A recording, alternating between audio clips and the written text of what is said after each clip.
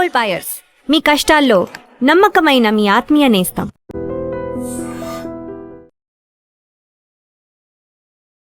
నమస్కారం, welcome to I dream. ధర్మ మార్గం విత్ విజిత కార్యక్రమానికి స్వాగతం.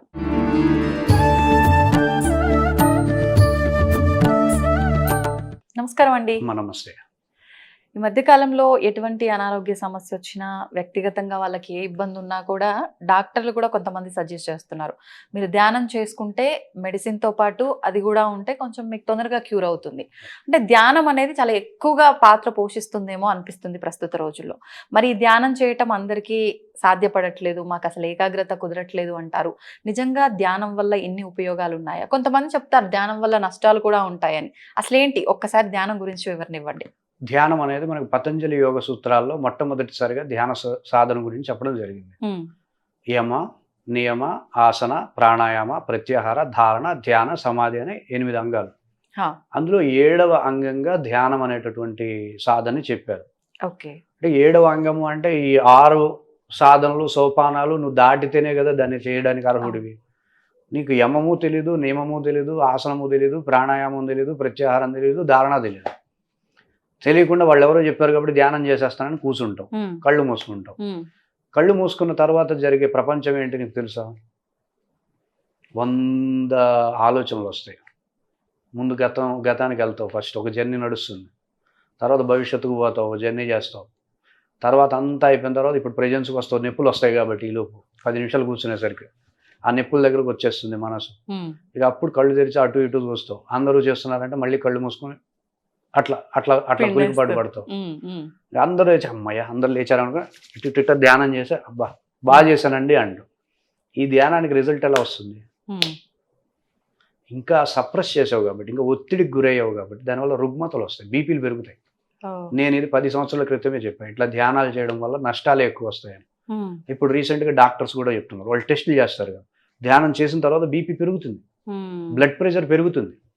ఎందుకు? అంత ఒత్తిడిలో ధ్యానం జరుగుతుంది కాబట్టి. ధ్యానాన్ని సరైన పద్ధతిలో శాస్త్రం ఎలా నిర్దేశించిందో అలా నువ్వు చెయ్యాలి అంటే ధ్యానం యొక్క సమయం 10 సెకండ్లు, 15 సెకండ్స్, లేదా 30 సెకండ్స్, లేదా 1 మినిట్.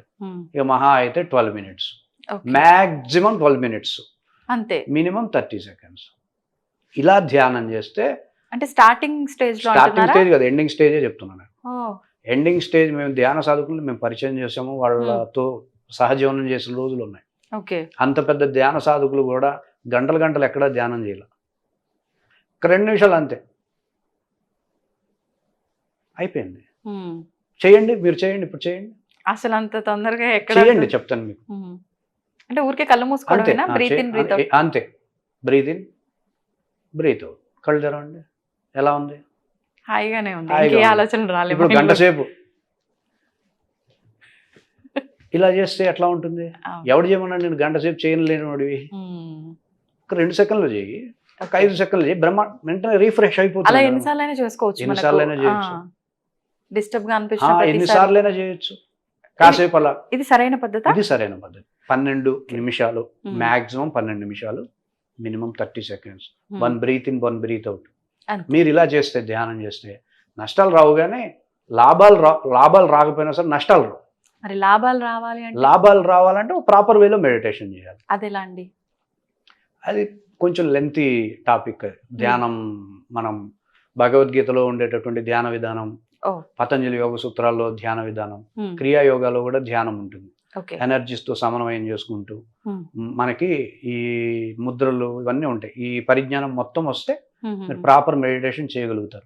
అవసరం లేదు సామాన్యులకి, అది అంత పెద్ద పెద్ద ధ్యాన సాధనలు అవసరం లేదు. సామాన్యులకి చక్కగా ఒక 10 seconds breathe in breathe out చాలా. ఇంకో 10 శ్వాసలు అయిపోయింది. ఎక్కడ ఏమి ఆలోచనలు రావట్లా. ఎంత బాగుంటుంది, అది హాయిగా ఉంది. అలా చేయాలి. అలా చేస్తే మామూలు వ్యక్తులకి, కామన్ గా ఉండేటటువంటి వ్యక్తులకి ఈ ధ్యానం సరిపోతుంది. చాలా బెనిఫిట్స్ వస్తాయి. ధ్యానంలో కూడా టైప్స్ ఉన్నాయా? 16 రకాల ధ్యానాలు ఉన్నాయి. ఎందుకు అంటే 16 రకాల మనస్తత్వాలు ఉన్నాయి కాబట్టి. అందరిది ఒకే మనస్తత్వం కాదు. కొంతమందికి ఎక్కువ దుందుడుకు స్వభావం ఉంటుంది, ఎక్కువ ఆదుర్ద పడుతూ ఉంటారు, టెన్షన్ పడుతూ ఉంటారు. వాళ్ళకి ఒక ధ్యానం చెప్పాలి. కొంతమందికి తాపీగా ఉంటారు, ప్రపంచం వచ్చి ప్రళయానికి పోతున్నారన్నా ఆహా సరేలే, అలాంటి వాళ్ళు ఉంటారు కదా, పక్కన తగలబడుతుందన్నా సరే పర్వాలేదులే మనం తర్వాత చూద్దాం, వాడి దగ్గరకు వచ్చాక అప్పుడు నెమ్మదిగా లేద్దామా అంటాడు. అలాంటి వాళ్ళు ఉంటారు. వాళ్ళకు ఒక రకమైనటువంటి ధ్యాన ప్రక్రియ అవసరం. కొంతమంది ఆల్రెడీ మెడిటేషన్ సాధనలో ఉంటారు, ట్రాన్సెండెంటల్ భావాతీత ధ్యానం, అలాంటి ధ్యానాలు చేయాలి. కొంతమంది అసలు ధ్యానమే చెయ్యలేము, ధ్యానం చేయడం రాదు, వాళ్ళకి మూర్తి ధ్యానం అంటారు. అట్లా రకరకాలైనటువంటి స్థాయిలో ఉండే వాళ్ళకి రకరకాల ధ్యానాలని మనం సాధన చేయాల్సి ఉంటుంది. అల్టిమేట్ ప్రాక్టీస్ ఏంటి అంటే శ్వాస మీద ధ్యాస. అది అల్టిమేట్, నాట్ బేసిక్. చాలా మంది ఏమనుకుంటారు శ్వాస మీద ధ్యాస బేసిక్ మెడిటేషన్. బేసిక్ కాదు, అది అల్టిమేట్. అది నువ్వు ధ్యానంలో మాస్టర్ అయితే నువ్వు చేయాలి అది. If you are master in meditation then you can do that practice. కానీ శ్వాస మీద ధ్యాస పెట్టడానికి అంత మాస్టర్ అవ్వాల్సిన అవసరం ఏముంది అనిపిస్తుందండి. శ్వాస మీద ధ్యాస అంటే కళ్ళు మూసుకున్నాం, బ్రీత్ ఇన్ చేస్తున్నాం, బ్రీత్ అవుట్ చేస్తున్నాము, దాన్ని అబ్జర్వ్ చేస్తున్నాం, ఇంకా అంతకు మించి ఏముంటది? అంతకు మించి ఏముంటది, అండంలోనే అంతకు మించి ఉంటుంది. మీకు శ్వాస గురించి ఏం తెలుసు? శ్వాస అంటే ఇడా పింగళ నాడులు అంటాం. ఇడా ఒకలాగా ప్రయాణం చేస్తుంది శ్వాస, పింగళ నాడులో ఒకలా పనిచేస్తుంది. మళ్ళీ ఇందులో కూడా పూరకం ఒకటి, రేచకం ఒకటి, కుంభకం ఒకటి, ఊర్ధ్వ పూరకం ఒకటి, అధో రేచకం ఒకటి, ఊర్ధ్వ కుంభకం ఒకటి, అధో శూన్యకం ఒకటి, ఇన్ని రకాల 12 రకాల శ్వాస ప్రక్రియలు ఉంటాయి. ఏం తెలుసు మీకు శ్వాస మీద ధ్యాస పెట్టడానికి? ఇవన్నీ తెలుసుకోవాలి. చెప్తానండి, మీకు నష్టం చెప్తా. శ్వాస మీద ధ్యాస అని చెప్పి ఇలా కూర్చున్నారు, శ్వాస మీద ధ్యాస బాగా పెడుతున్నారు. ఈ మెడిటేషన్కు ముందు మీ అత్తగారో లేకపోతే ఎవడో తిట్టాడు మిమ్మల్ని, తీసుకుంటున్నారు, ఆ నెగిటివ్ వైబ్రేషన్స్ తీసుకుంటున్నారు, పెద్ద సమస్య అవుతుంది. కానీ అది నెగిటివా పాజిటివా అనేది తెలియాలి. మీరు ఆల్రెడీ ఆ వైబ్రేషన్స్ శ్వాస ద్వారా లాగుతున్నారు లోపలికి. అప్పుడు ఏమవుతుంది? ప్రమాదం కదా, అది పెద్ద ఉన్మాదానికి దారి తీస్తుంది. శ్వాస మీద ధ్యాస ఎట్లా చేస్తారు? ఇప్పుడు అంతా ట్రైన్ అవ్వాలి బాగా. ఎంత ప్రమాదం చెప్పండి. ఇప్పుడు అదంతా ఫీలింగ్స్ అన్ని వైబ్రేషన్స్ అంటే ఏమవుతుంది? అది ఇంకా బీపీ పెరిగి గుండె అయి చచ్చిపోతాడు కూడా మనిషి. ఇవి తెలియాలి. ఏదైనా సరే శ్వాస మీద ధ్యాస అనేది అల్టిమేట్ మెడిటేషన్. అది మాస్టర్ అయితే తప్ప దాని జోలికి వెళ్ళకూడదు. బేసిక్ మెడిటేషన్ కాదు అది. బేసిక్ మెడిటేషన్స్ ఉంటాయి, వాటిని ప్రాక్టీస్ చేయాలి. ఇప్పుడు ఈ ముద్రలతో చేసే ధ్యానం ఇవన్నీ కూడా అవన్నీ ఎనర్జీస్ కి సంబంధించినవి. ప్రాపర్ గైడెన్స్ ఉండాలి, ప్రాపర్ ఎక్స్పీరియన్స్ ఉండాలి, కొంచెం స్పష్టంగా అవగాహన ఉంటే వాటి జోలికి వెళ్ళాలి. అంటే హెల్త్ ఇష్యూస్ కూడా క్యూర్ అవుతాయా? అంటే పలానా ముద్రతో చేయటం వల్ల ఎలాంటి హెల్త్ ఇష్యూస్ వరకు? అన్ని హెల్త్ ఇష్యూస్ తెలియాలి మీకు, ప్రాసెస్ తెలియాలి. అన్ని హెల్త్ ఇష్యూస్ ధ్యానంలో తగ్గుతాయి. ఇప్పుడు మామూలుగా ధ్యానం గురించి చెప్తున్న వాళ్ళు ఎవరైనా బ్రాహ్మీ ముహూర్తంలో మీరు ఎంతసేపు కూర్చోగలిగితే అంతసేపు కూర్చోవాలి, ఇంకా అవసరం లేదు మీరు డేలో అంటారు కదా. ఇప్పుడు మీరు చెప్పిన విధానం ఏమో కాసేపు అలా breathe in breathe out 1 time only, లేదంటే 10 టైమ్స్ ఓన్లీ, మీ వీలుని బట్టి ఎన్నిసార్లు అయినా. మరి ఏంటి, అది బెటరా ఇది బెటరా? అంటే ఇదే బెటరా? అది ఎందుకు బెటర్ అవ్వదు అంటే చాలా ప్రశాంతమైన, ఇప్పుడు మీరు ఇందాక ఒక విషయం చెప్పారు, ఏదో గొడవ జరిగింది, మీరు శ్వాస పైన ధ్యాస, ఆ ఎఫెక్ట్ ఉంటుంది. ఇలాంటి టైంలో అలాంటివి ఏమీ లేకుండా ప్రశాంతంగా ఉంటుంది. బ్రహ్మ ముహూర్తంలో ధ్యానం అనేది జంతువు కూడా చేస్తుంది. ఎందుకంటే అక్కడ ఏమి డిస్టర్బెన్స్ లేదు. నువ్వు ధ్యానం చేయాలంటే డిస్టర్బెన్స్ లో ధ్యానం చేయాలి.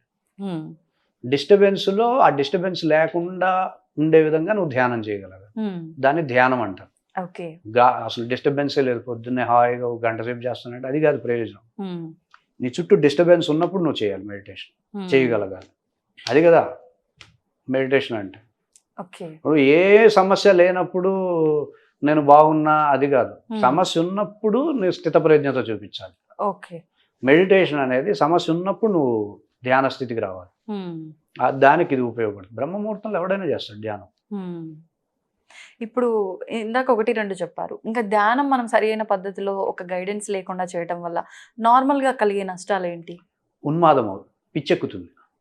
ఎందుకు? విపరీతమైన ఆలోచనలు హ్యాండిల్ చేయలేకపోవడం వల్ల ఎనర్జీస్ బలహీనమైపోయి పిచ్చెక్కుతాయి, సెల్స్ పాడైపోతాయి. వేగస్ నర్వ్ అని ఒకటి ఉంటుంది మనకి. ఈ వేగస్ నర్వ్ బలహీనం అయిపోతుంది ధ్యానంలో. ఈ వేగస్ నర్వ్లోనే మనకి పూర్వజన్మకు సంబంధించిన అన్ని జన్మలకు సంబంధించిన ఇన్ఫర్మేషన్ ఉంటుంది, మెమరీ ఉంటుంది. అది డిస్టర్బ్ అవుతుంది. దాంతో ఉన్మాదం అయి పిచ్చెక్కుతున్నాడు. Okay okay. ఇట్లా ధ్యానంలో పిచ్చెక్కించుకున్న వాళ్ళకి మందులు ఉండవు. అది. అంటే మళ్ళీ ధ్యానం ద్వారా సరి చేయొచ్చా? ఇక అయిపోయినట్టే. ఉన్నారా అండి అలా ఎవరైనా? చాలా మంది ఉన్నారు. ఆ, పెద్ద పెద్ద ఆర్గనైజేషన్స్ అన్నీ ఇలానే తయారు చేస్తున్నాయి జనాలను. ఓకే. నేను యోగా ట్రైనర్ని కాబట్టి నా దగ్గరకు వస్తారు వీళ్ళు. నేను ఎక్కువ జనాల మధ్యలోనే ఉంటా కాబట్టి నాకు తెలుస్తాయి అన్ని. ఒక యోగా క్లాస్ చెప్పడం కోసం ఒకళ్ళు ఫోన్ చేశారు, ఇట్లా పరిస్థితి ఉందండి, ఒక ఆర్గనైజేషన్కి వెళ్ళారు, వాళ్ళు సుదీర్ఘంగా మెడిటేషన్ చేయించారు, ఒక 24 గంటలు 24 గంటలు. 24 గంటలు చేయించారంట. కేసు అది నాకు చెప్పారు. నేను ఇంటికి వెళ్ళాను, ఆవిడ అక్కడే ఎదురు కూర్చొని ఉంది. రండి అని అన్నారు. రండి అనగా నన్నేమనుకుని నేను వెళ్ళి కూర్చున్నా. ఎలా ఉన్నారు అంటార్కిటికా గారు, ఎందుకు అట్లా చల్లటి ప్రదేశంలో ఉంటారు మీరు, అలా అంధకారంలో ఎందుకు ఉంటారు మాట్లాడుతుంటే నేను కాదే నేను అనుకుంటుంటే పక్కన ఆవిడ సలహా చెప్పింది ఇది అని. అప్పుడు అర్థమైంది. అలాంటి వాళ్ళు ఎంతమందిని చూశాను నేను. పాపం నవ్వుతున్నాం కానీ ఇప్పుడు ఆ మెడిటేషన్ ఇప్పుడు ఆవిడని ఎట్లా తగ్గించవచ్చు అంటే, ఈవిడ ఎక్కడికి వెళ్ళి పిచ్చెక్కించుకుందో అక్కడికి వెళ్ళి పిచ్చి తగ్గించుకోవాలండి, మన వల్ల కాదని చెప్పేసి వచ్చేసాను. చేయలేదా? ఇక అది కుదరదండి. ఉన్మాదం పిచ్చెక్కితే అల్లోపతి మెడిసిన్స్ ఏం పనిచేయవు. పిచ్చికి అసలు మందు లేదు. ఓకే. పిచ్చికి అసలు ఏ శాస్త్రంలోనూ మందు లేదు.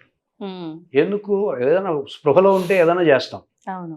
వాళ్ళు ఎక్కడెక్కడో తిరుగుతూ ఏవో వాళ్ళకి కనపడ మనం చెప్పిన దానికి వాళ్ళకి రియాక్ట్ అవ్వగలగాలి. మనకు కూడా ఎక్కుతుంది పిచ్చి వాళ్ళతో 10 నిమిషాలు ఉంటే. తప్పు కదండి అలా అనడం. నిజంగా ఇప్పుడు వాళ్ళు అంటార్కిటికా అంటుంటే నిజమేమో, నా చుట్టూ అంటార్కిటికా ఉందేమో అనుకుంటాం కదా. ఇప్పుడు వాళ్ళకి కనపడేవో మనకు కనపడవు, వాళ్ళకి కనపడుతున్నాయంటే మనకు కనపడట్లేదంటే మనకేమైనా ఉందని అనుమానం వస్తుంది. అవును. ఇలాంటివి చూస్తాం మేము. వాళ్ళు రికవరీ చేయండి అంటే ఇంకొక ఆవిడ సరే ఏదో ఒకటి చేద్దాం, మనం పిచ్చి తగ్గిద్దాం, మనకు కూడా పేరు వస్తుంది కదా అనుకున్నాను. ఒక ఆవిడ దగ్గరికి వెళ్ళి భగవద్గీత శ్లోకాలని చదివించి ఎట్లయినా పిచ్చి తగ్గిద్దామని నేను శ్లోకాలు చదవడం మొదలుపెట్టాను. మొదటి క్లాస్ బాగానే అయింది కదా, ఇక మనం సక్సెస్ అవుతాం అనుకుని ఆ ఉత్సాహంలో వెళ్ళాను ఇంటికి. వెళ్ళగానే తల్లి కూతురు ఇద్దరు కూర్చున్నారు. అంతకుముందు తల్లి జుట్టు అంతా బాగానే ఉంది, కొత్తగా ఇక్కడ ఒక ప్యాచ్ లేచిపోయింది, అసలు మొత్తం అంత గుండు కనపడుతుంది. ఏం జరిగింది అంటే మొత్తం పీకేసిందండి మా అమ్మాయి, కొరికేసింది అనమాట. ఇంకా నేను నాకు కొరకలేదు అనుకుని నేను భయపడిపోయి నమస్కారం పెట్టి వచ్చేసా. నన్ను కొరికితే ఏమవుతుంది ఇక. అంటే మీరంత గీత అంటే ఒక మంచి పాజిటివ్ రియాక్ట్ అవ్వరా అసలు? పిచ్చి ఇప్పుడు లైవ్ లో మనకు తెలిసింది కదా, పిచ్చి ఎక్కింది అంటే అసలు మనం అవుట్. ఓకే. ఇక వాళ్ళని మనం ట్రీట్మెంట్ చేయాలి అనుకుంటే మనం ఇంకా సూసైడ్ చేసుకుందాం అనుకునే వాళ్ళు వెళ్తారు. కానీ అలోపతిలో చాలా వరకు అవ్వదు, అసలు పిచ్చి ఎక్కితే కుదరదు. అందుకే మెడిటేషన్ చాలా ప్రమాదకరం అంటున్నాం. వాళ్ళందరి బ్యాక్గ్రౌండ్ మేము పరిశీలిస్తే విపరీతమైన మెడిటేషన్స్. ఒక ఆయన ఏమో డబ్బులు తీసుకొని ₹1,00,000 ఎంతో తీసుకుని, ఇది మనకి గచ్చిబౌలిలో డెంటల్ హాస్పిటల్ చైర్మన్ ఆయన. ఆయనకి 20-30 హాస్పిటల్స్ ఉన్నాయి హైదరాబాద్ మొత్తం మీద. ఇవన్నీ నేను లైవ్ ఎగ్జాంపుల్స్ చెప్తున్నా. ఆయన దగ్గర డబ్బులు తీసుకొని హిమాలయాల పర్వతాల దగ్గరికి తీసుకెళ్ళి అక్కడ 8 గంటలు, రోజుకి 8 గంటలు చొప్పున వారం రోజులు మెడిటేషన్ చేయించాడు. 3వ రోజుకి వచ్చేసింది ఆయనకి, తిరిగిపోయింది, పిచ్చి వచ్చేసింది. మేము ఇంటికి వెళ్ళాలంటే డబ్బులు ఇవ్వండి అంటే ఎందుకు ఇస్తారు వాళ్ళు? ఆయన సొంత డబ్బులు పెట్టుకుని ఇంటికి వచ్చి హాస్పిటల్కి వెళ్ళి తర్వాత ఒక 2 రోజుల తర్వాత వాళ్ళ తెలిసిన వాళ్ళు నాకు కాల్ చేస్తే నేను వెళ్తే ఎక్కడ మాట్లాడతాం, ఆయన ఏదో మాట్లాడుతున్నాడు, ఏదో జరుగుతున్నాయి, మన వల్ల కాదులేండి అని చెప్పేసి వచ్చేసాను. బ్యాక్గ్రౌండ్ ఏంటి అంటే అది. ఇప్పుడు ₹1,00,000 పెట్టాడు దానికోసం, హిమాలయ పర్వతాలకి వెళ్ళాడు. ఎవడు 8 గంటలు ధ్యానం ఎందుకు చేయాలి అసలు? అన్ని గంటలు ఎట్లా అసలు ఈ కాన్సెప్ట్ ఎక్కడుంది శాస్త్రంలో? అన్ని గంటలు మెడిటేషన్ చేయాలని ఎక్కడుంది? ఇప్పుడు అంటే ఋషులు వీళ్ళంతా అది తపస్సు. అంటే ముందు ధ్యానంగా మొదలయ్యే అసలు తపస్సు వేరు, ధ్యానం వేరు. తపస్సు ఎలా చేస్తారు? ఆహారం తీసుకుంటారు, నెమ్మదిగా తగ్గించుకుంటారు. తపస్సు అనేది ఒక ఆధారం ఉంటుంది. తపస్సుకు ఒక మంత్రమో ఒక నామమో ఒక ఆధారం చేసుకొని వాళ్ళు అది కూడా బలవంతం చేయరు. ఈరోజు 1 గంట చేస్తారు, ఓకే అనుకుంటే మంచిగా భోజనం చేస్తారు, మంచిగా నిద్రపోతారు అక్కడే. నెమ్మదిగా నెక్స్ట్ డే ఒక 2 days, 2 hours, 3 hours అట్లా గ్రాడ్యువల్ గా పెంచుకుంటూ తపస్సులోకి వెళ్ళిపోతారు. ఇప్పుడు మనకి అపర్ణ అంటాం కదా అమ్మవారిని, అమ్మవారి యొక్క తపస్సు చేసినటువంటి విధానం మనకి శాస్త్రాల్లో చెప్తారు. ఆవిడ ముందు ఆహారం తినడం మానేసింది, పండ్లల్లోకి వెళ్ళింది. అంటే తపస్సులో భాగాలు ఇవన్నీ. పండ్లు మానేసింది, తర్వాత ఆకులు తినడం మొదలుపెట్టింది. ఆకులు కూడా ఆపేసేయడంతో ఆవిడని అపర్ణ అంటున్నాం. అంటే తపస్సు గ్రాడ్యువల్ గా ఎనర్జీస్ పెంచుకుంటూ చేస్తారు. ఇట్లా కూర్చొని ఇప్పుడు మామూలు వ్యక్తి, మామూలు భోజనం చేసే వ్యక్తి రజోగుణం తమో గుణాలు ఇన్ని రకాల వ్యవస్థను పట్టుకొని వాడిని ఏదో ఋషిలాగా ట్రీట్ చేస్తే ఎట్లా? అడవన ఋషి స్ట్రెస్లు, ఒత్తిళ్ళు, రకరకాల ఒక మాట అంటే కోప్పడే స్వభావం ఉంటాయి మనకి. వాడిని ఋషిలాగా 24 గంటలు ధ్యానం చేయండి అంటే ఎట్లా కుదురుతుంది? మనసు ఒప్పుకోదు కదా. ఇది చాలా ప్రమాదకరమైనటువంటి వ్యవస్థ. లక్షలు తీసుకొని పిచ్చోళ్ళని తయారు చేస్తున్నారు ధ్యానాన్ని. వాళ్ళని మనమేం చేయలేం. ఒకసారి pitch out of control mind వెళ్ళిపోయింది అంటే అంత ప్రొఫెషనల్ పర్సన్ అయినా సరే, మామూలు వ్యక్తి అయినా సరే మనం ఏం చేయలేం. ఇక వాళ్ళతో మాట్లాడడం మొదలు పెడితే మనకి లేనిపోయిన డౌట్స్ వస్తాయి మన మీద. ఇద్దరు పిచ్చోళ్ళు మాట్లాడుతున్నారు అనుకోండి, మనం మామూలు వెదర్లో ఉన్నాం అనిపించదు. వాడు అంటాడు నేను స్వర్గాన్ని కట్టించా, స్వర్గంలో మా వాళ్ళు ఉన్నారు, మా చుట్టాలు. వీడు ఇట్ట మాట్లాడతాడు, నీకు స్వర్గమే తెలుసు మాకు ఇవన్నీ అట్లా మాట్లాడతారు వాళ్ళు పిచ్చి పిచ్చిగా. అది వింటున్నాం అనుకోండి, మనం ఇక్కడ ఉన్నాం ముందు కాసేపు అవి వచ్చేస్తాయి, డౌట్స్ వస్తాయి. మామూలు వ్యక్తులతోనే ఒక అర్ధగంట మాట్లాడలేము మనం. అట్లాంటి పిచ్చోళ్ళతో మాట్లాడడం బుర్ర హీట్ ఎక్కుతుంది. సో అట్లాంటి వాళ్ళని మేము 5-6 కేసులు చూసాం. దాని వెనకాల ఉన్నది బ్యాక్గ్రౌండ్ మెడిటేషన్, రాంగ్ మెడిటేషన్. అందుకని చెప్తున్నాం, రాంగ్ మెడిటేషన్ చేయకండి. గంటలు మెడిటేషన్స్ చేయకూడదు. అసలు గంట సేపే మెడిటేషన్ చేయకూడదు. 10 minutes 12 minutes అంతే. ఇప్పుడు డాక్టర్స్ కూడా చెప్తున్నారు. మేము 10 సంవత్సరాల క్రితమే చెప్పాము. ఎవరు వింటారు? డబ్బులు వదిలించుకోవాలి, పిచ్చి తెచ్చుకోవాలి, మంచి తొందరగా ఎక్కదు కదండి. ధ్యానం అక్కర్లేదమ్మా. చక్కగా స్పష్టంగా ఒక పనిని ఏకాగ్రతగా చేసినా కూడా అది ధ్యానంతో సమానమే. అది పనులు చేయరు, పనులు అసలు చేయరు. వంట చేసుకోవచ్చు, ఇల్లు తుడుచుకోవచ్చు, అది ధ్యానం, అవి యోగం. అది అక్కడికెక్కడికో వెళ్ళాలి, వాళ్ళకి వరకు లక్షల డబ్బులు ఇవ్వాలి. 8 గంటలు మెడిటేషన్ చేస్తే ఏమొస్తుంది? ఏమీ రాదు. ఆరోగ్య సమస్యలు కూడా వస్తాయా ధ్యానం సరిగా చేయకపోవడం వల్ల? అంటే మొత్తం ప్రోగ్రామింగ్ డిస్టర్బ్ చేస్తారు. కంప్లీట్ వ్యవస్థ మొత్తం లోపల ఉండే ఒక న్యాచురల్ గా జరిగే సిస్టమ్ ఒకటి ఉంటుంది, సబ్ కాన్షియస్ మైండ్. ఆ సబ్ కాన్షియస్ మైండ్ డిస్టర్బ్ చేస్తారు. అసలు ధ్యానం చేయని వాళ్ళు ప్రశాంతంగా ఉంటారు. అవును, కాసేపు పిచ్చిగా చేసినా కాసేపు నార్మల్ గా ఉంటారు. ఒకసారి కోపపడతారు, అయిపోయిన తర్వాత మామూలుగా ఉంటారు. ఇది అట్లా కాదు. మీరు ధ్యానం చేసే వాళ్ళని సగానికి సగం మంది పిచ్చోళ్ళని నేను చూపిస్తా. ఈ ధ్యాన సెంటర్స్ లోకి వెళ్ళండి, కనపడతారు వాళ్ళు. మేము గుర్తించలేములేండి. ఈజీ గుర్తించవచ్చు వాళ్ళ బాడీ లాంగ్వేజ్, వాళ్ళు అప్పుడప్పుడు ప్రవర్తించే విజువల్స్ ఏమైనా ఉన్నాయా మీరు వెళ్ళిన క్లయింట్స్ కి సంబంధించి? ఎందుకు కావాల్సిన విజువల్స్ ధ్యాన సెంటర్స్కి వెళ్ళండి. మెడిటేషన్ సెంటర్స్కి వెళ్తే నేను ఇలా అంటున్నాను ఏమనుకోవద్దు. మెడిటేషన్ ఎలా చేయాలో చెప్పకుండా, మెడిటేషన్ చేస్తున్నప్పుడు ఎటువంటి సమస్యలు వస్తాయో తెలియకుండా, మెడిటేషన్ మీద అవగాహన లేకుండా చేస్తే చాలా మంది ఈరోజు మేము మెడిటేటర్స్ అనుకునే వాళ్ళ ఫ్యామిలీలు ఏవి 60% 70% ఫ్యామిలీలు సరిగ్గా లేవు. మేము మెడిటేటర్స్ అనే వాళ్ళ యొక్క ఫ్యామిలీస్ ఎలా ఉండాలి, బాగుండాలి కదా, లేవు సరిగ్గా. ఆయన అంటే ఈవిడికి పడదు, ఈవిడంటే ఆయనకు పడదు.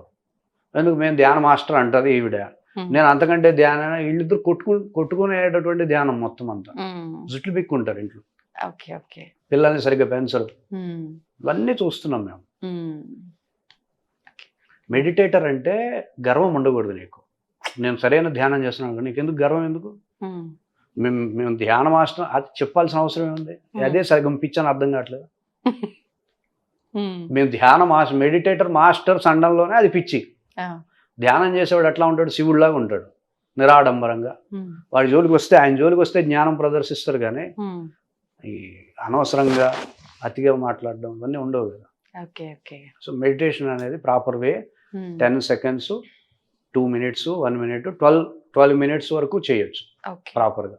అలా ఇప్పుడు మీరు చెప్పిన ఈ ప్రక్రియ చేయడానికి కూడా ఖచ్చితంగా గైడ్ అవసరం. వితౌట్ గైడెన్స్ ఇది చేసుకోవచ్చు. జస్ట్ బ్రీత్ లెక్క పెట్టుకుంటూ 12 minutes ఈజీగా చేయొచ్చు. దానివల్ల నష్టం రాదు. ఇంకా మనం ఎక్స్ట్రా చేయాలనుకున్నా ఏదైనా ఇష్యూ గైడెన్స్ తీసుకోవాలంటే కంపల్సరీ గైడెన్స్ తీసుకొని చేయాలి. శస్త్రచికిత్స మెడిటేషన్ అంటే. అంటే ఏ మెడిటేషన్ సెంటర్ ని పడితే ఆ మెడిటేషన్ సెంటర్ ని నమ్మి గుడ్డిగా వెళ్ళొద్దు. యూట్యూబ్ ఛానల్స్ అనేది అర్థం అవుతుంది. యూట్యూబ్ వీడియోస్ కొన్ని యూట్యూబ్ ఛానల్స్ మెడిటేషన్ ఇలా చేయండి అని చెప్పి చెప్తూ ఉంటారు. అది చూసి చేస్తారు. ఇప్పుడు దరిద్రం దగ్గరికి మనం వెళ్ళక్కర్లేదు, దరిద్రమే మన దగ్గరకు వస్తుంది యూట్యూబ్ ఛానల్స్ రూపంలో. అంటే అన్నిటిని అనలేము, మళ్ళీ అన్నిటినీ అనాలి. ఎందుకంటే 90% 95% అవగాహన లేకుండా జస్ట్ వ్యూస్ పెరుగుతాయని చెప్పి ధ్యానం గురించి మాట్లాడుతున్నారు. కానీ రీసెర్చ్ చేస్తే ఏ ధ్యాని అయినా కూడా ఇలా పబ్లిక్ మీడియాలోకి వచ్చి ధ్యానం చేయడం చెప్పడు. ఓకే, 100% చెప్పడు. ధ్యానం తెలిసిన వాడు ఎవడైనా సరే. మీరు ధ్యానం పైన కూడా రీసెర్చ్ చేశారా? మేము యోగా, ధ్యానం, భగవద్గీత అలానే స్టెప్ బై స్టెప్ వచ్చాం అనమాట. ఓకే, ఇది ఎన్ని సంవత్సరాల సాధన? 2 అన్ని years 2 years. అంటే ఓకే ఓకే, 16 రకాల ధ్యానాలు మేము డెవలప్ చేసాం.